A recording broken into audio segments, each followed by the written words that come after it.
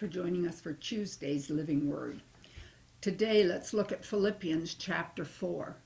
Philippians chapter 4.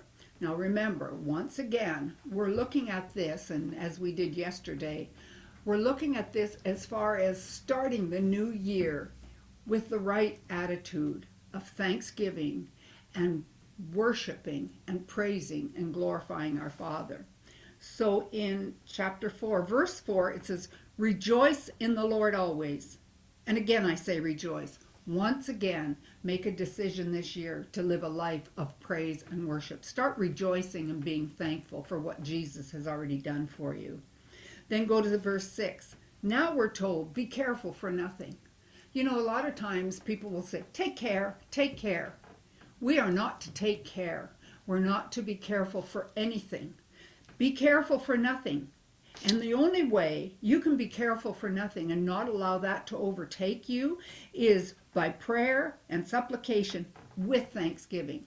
When you pray and let your request be made known to God, end it with thanksgiving, believing He heard you and you've received what you've asked of Him.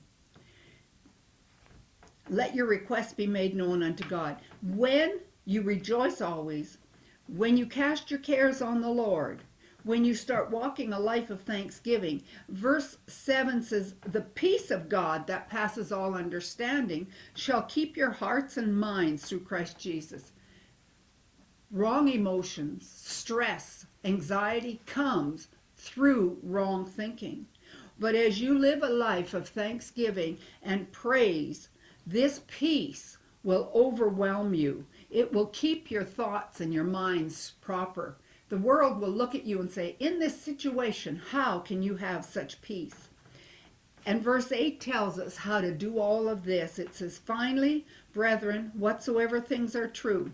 If it's not true, whatsoever things are honest, if it's not honest, whatsoever things are just, if it's not just, whatsoever things are pure, whatsoever things are lovely, whatsoever things are of a good report, if there be any virtue and if there be any praise, think on these things.